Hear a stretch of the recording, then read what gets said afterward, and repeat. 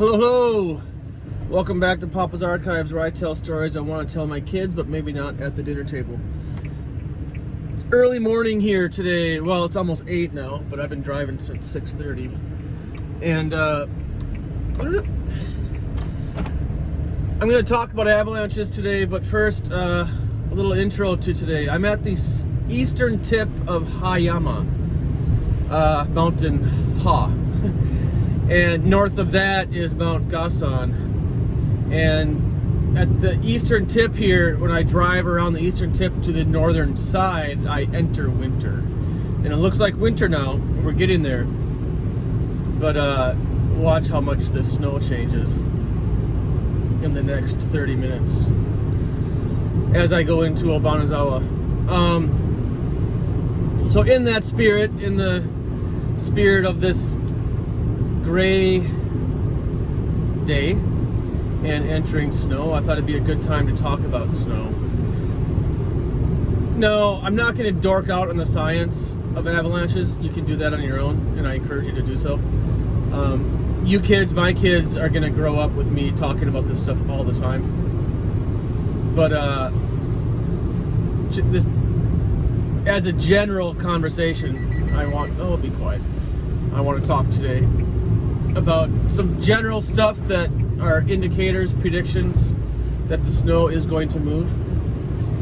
All of those ingredients that make things predictable should be paid attention to. All of those rules that say today is safe should be ignored, because there are some general rules, like slope angle 25 to 45 degrees is the danger zone. That kind of used to be the rule, but it's been changing because people are starting to see avalanches happen on 50, 55 degree slopes, steeper stuff. The old theory was that the steeper stuff over 45 degrees into 55 degree zone, like Alaska, the Alaskan spines, they're always releasing snow, it's always shedding, so the pressure doesn't build up, the layers don't build up, and the risk doesn't build up, and it's actually safer than the lower angle stuff around 40 degrees, 35 degrees. Below 25, that's still pretty predictably safe. But also the rule about avalanches don't happen in the forest. That was a rule when I was studying in my avalanche courses. Like the forest, all the trees act like anchors and they stabilize the snowpack. But I've ridden avalanches in the forest, and I'll talk about that soon. But as a general practical day-to-day observation standpoint, there's different things you want to pay attention to: rain, sun, wind, and clear skies, cold temperatures. So as you know, avalanches happen when snow slides on top of other snow. There's a layer in the snowpack that formed somehow. And the two biggest crystals, most predictable, well, I guess there's three because there's also like ice layers. But the crystals that you want to just look out for all the time, anytime you get a clear sky, and you can see all the stars, and it's cold, and it's kind of a beautiful night, the moon's out, and it's a high pressure. That high pressure is sucking moisture like a vacuum out of the earth up into the atmosphere. And when it does that, when the moisture leaves the earth and or the snowpack and hits the air, it freezes and it forms crystals. Kind of like the crystals that are in your freezer that form over your vegetables, your bag of vegetables. It's kind of like that. But these crystals, when they leave if they leave the ground, they grow in long towers, and they'll grow like 2-3 centimeters long, and they look really cool. You see these clumps of ice towers, ice columns. Well, in the snow world, we call that depth hoar, D-E-P-T-H-H-O-A-R. It's a hoar crystal. There's two types of hoar crystals, depth hoar and surface hoar. Depth hoar grows from the ground before you have snow. It's just the moisture in the ground. It's cold November, you get a clear sky, no wind, and it's just sucking the moisture out of the earth, and the moisture is leaving the earth and hitting the air and just freezing in these columns. And now, if you see that in your yard, which we do at my house, kids, anybody, if you see that just out in the city or around the neighborhood, then it's in the mountains too. And if you get snow on top of that, and it buries that hoar before it has a chance to melt or get destroyed by wind or rain or something, if you just get nice dry snow on top of that, your season's ruined. The whole mountain snowpack avalanche forecasters will call that a depth hoar season. Like beware of stuff all winter, because now the snowpack will just build up and build up and build up, and then eventually those columns will act like dominoes, and they'll just collapse and everything will fall. And you'll get a down to the ground avalanche, which is usually catastrophic, takes out trees, everything in its path. Those are the mother of all avalanches, are the down to the ground slides, and it's because of that depth hoar crystal. The other type of hoar is called surface hoar, and it's caused by the same thing. It's a high pressure clear sky sucking moisture out of the snowpack and not the ground. And those crystals grow, and they kind of look like doors. Like if you stack dominoes, they look like dominoes. They're not square rectangular per se, but they're flat, and they grow up flat like that. And they're really easy to predict because you just go outside at night and it's clear skies and it's cold. It's happening. Surface hoar crystals are forming. Any clear night you have throughout the winter, they're forming out there somewhere. They can get destroyed by wind, which is great. And if the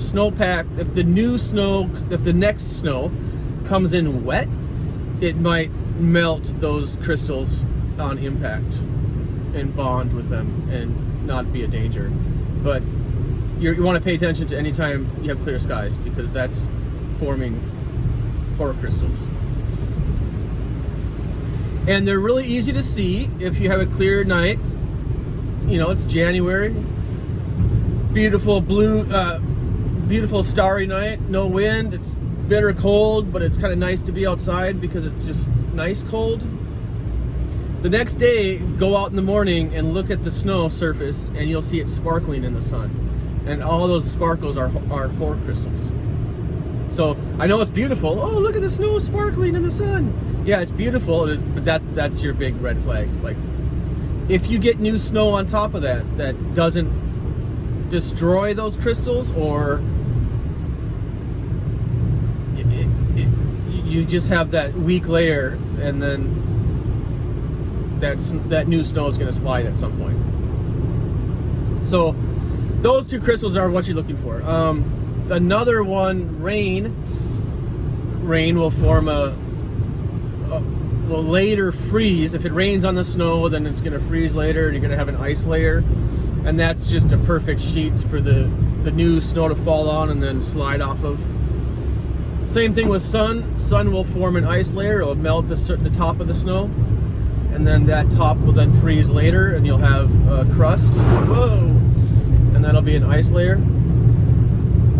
So ice layers are pretty easy to identify too. Like they're easy to see and feel. But the hoar crystals are harder to see. You have to pay attention to the ground and look at them,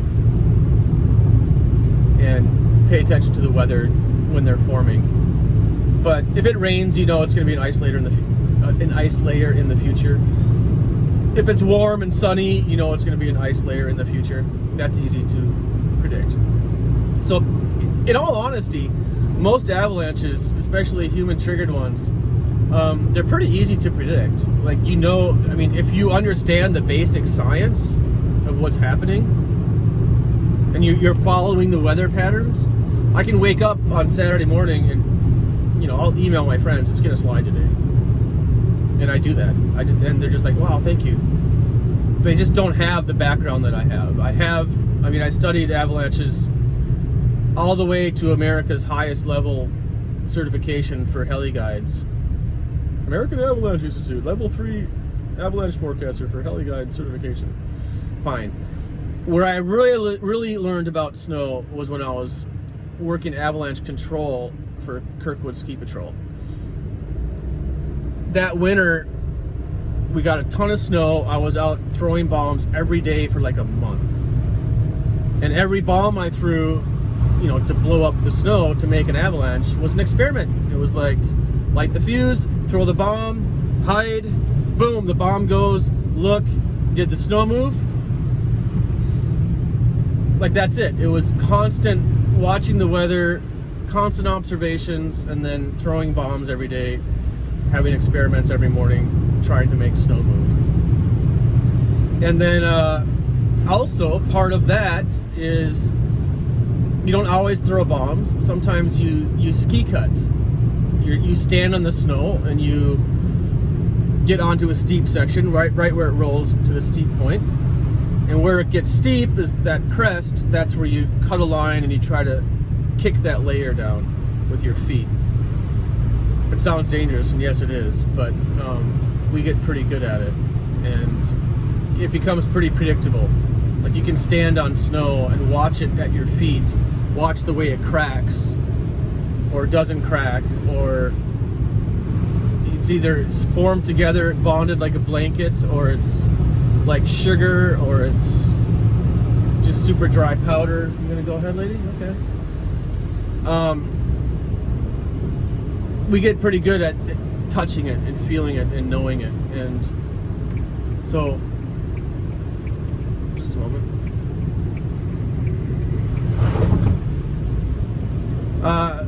Snow cutting becomes actually safer than you think, and it reaches the point where every line I drop into, I cut with my feet and try to make that face when I'm gonna ski, try to make it slide before I drop in. And honestly, if I think it's going to slide, I wouldn't be there. But sometimes you find yourself there, and now you're there, and that's just the way it is. And in those situations when I think it's going to slide and I cut it and it doesn't slide, that's when I freak out. Like, why isn't the snow moving? The snow should be kicking off. Why isn't it going anywhere? That's kind of when I get really, really nervous. And then I just ski to my next safe point. Safe point, safe point, safe point, safe point. That's all I do, all the way down. I don't like that snow. Xavier De La Rue is a famous snowboarder, kind of one of my heroes. He was giving a talk one day, and he was like, yeah, people ask me, some snowboard movie or something. He's like, yeah, people ask me how I can ski these big lines so fast. It's because I'm terrified. I want to get out of here.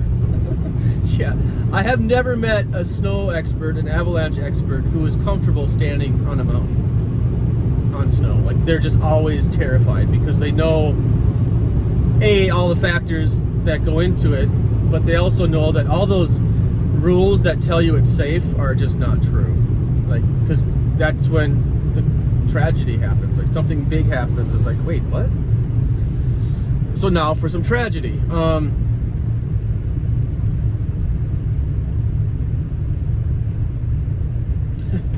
just realized I don't know if I want to get into tragedy right now.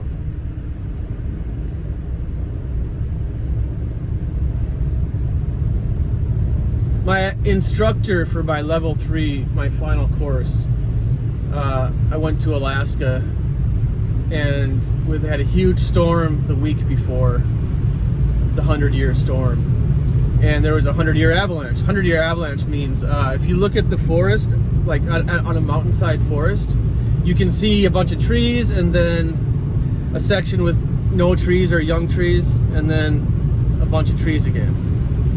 Well, those young trees are young because an avalanche at some point wiped them all out. Yeah, so that's a 100-year slide. Now, he was out, my instructor was also on the Department of Transportation, So he would, he was the snowplow driver, and he also worked for the railroad, and he was kind of the local area avalanche forecasting expert. That was his job, and he was out plowing the snow on the road, and he watched a huge avalanche come down, a 100-year avalanche come down, hit that snowplow, throw it into the lake, and then he lost his friend, colleague, co-worker that he'd known for decades. And he came into our instructor course, and he was emotional, and he was just like, he didn't want to be there. Like, we're all like, we're gonna study snow and become heli guides, and he's just like, you guys are just the biggest idiots I've ever met. And he just he told us that story, and then he was like, so if the avalanches don't kill you, well, the helicopters will. And that was like the most humble greeting to an avalanche course I could have imagined. And it scared me away from wanting to pursue a career as a heli guide at that point. Yeah. I've been in a few avalanches, and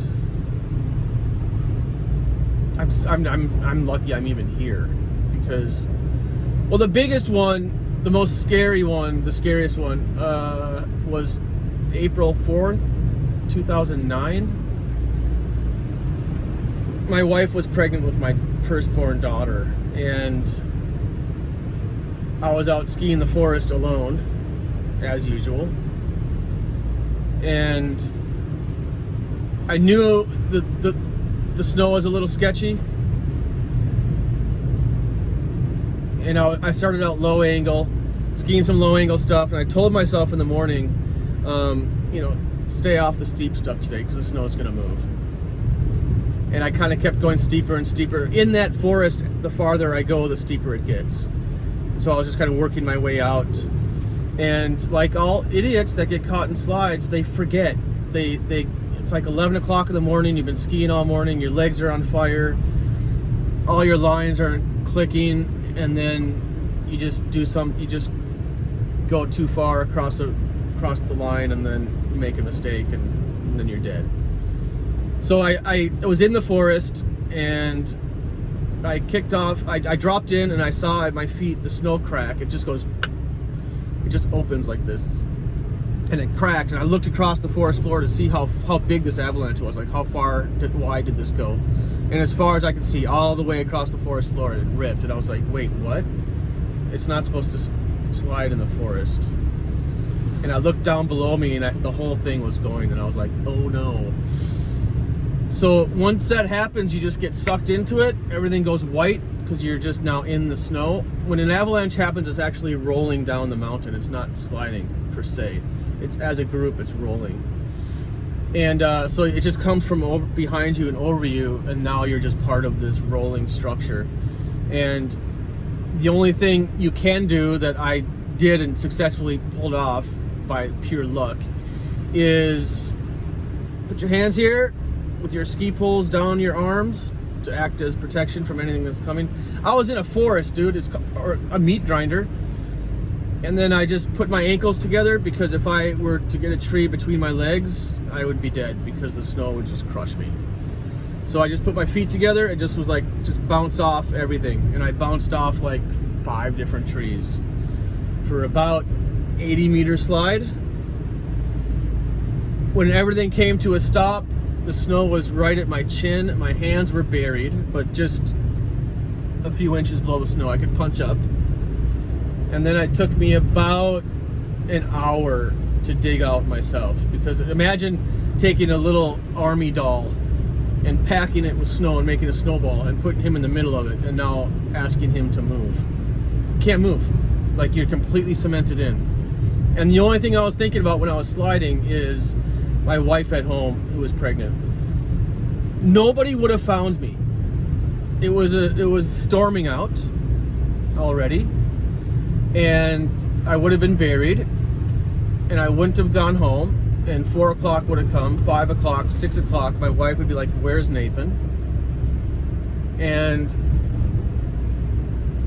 that's it. Nobody would have found me. The next day, the ski resort would be looking for me somewhere out in the forest at a huge ski resort, and they would have called my friends and said, hey, maybe you know where Nathan was skiing yesterday. Can you go look for his body? They're not going to find it underneath the snow. So that's the only thing I was thinking about in that 10 seconds of sliding. So that rule got broken. 4 avalanches do happen in the forest, and that 100-year avalanche that killed my instructor's friend was on a 55-degree pitch, which wasn't supposed to happen, and that rule got broken. So all the rules that declare a safe zone are not true. I've been in a few other small avalanches too, and one other one was in a forest as well, where I didn't get buried. It was just a small little patch of snow the size of your living room. I came around a corner and made a turn, and all the snow just moved, and then I lost control, and I would have been wrapped around a tree if it didn't stop. So luckily it stopped. Anyway, time to go. I'm dropping into the land. Well, I can go around the corner here.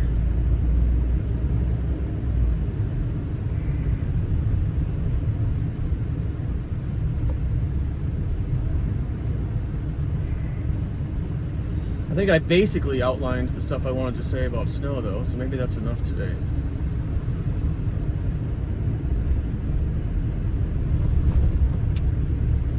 This is the winter wonderland.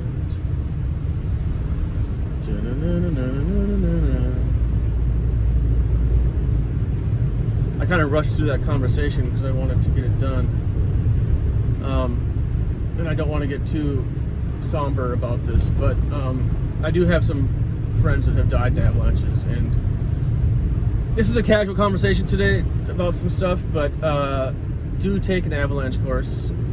My kids that are watching this grew up with me being strict about this stuff. Anybody else watching this, if you ever feel safe on a mountainside when there's snow there, you're wrong. It's weird because I don't even step foot on avalanche terrain anymore now that I have kids. It's just I can't balance the risk in my head. It's not even fun. When I was younger, before I had kids, it was like, yeah, I know it's risky, but this is life. Life is risky.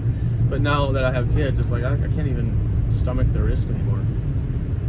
I've told my wife and my friends and other people that when my kids graduate school and they can take care of themselves, I want to start skiing heavy lines again. But I'll be 60 years old and probably like, I don't know if I'm going to be skiing heavy lines when I'm 60.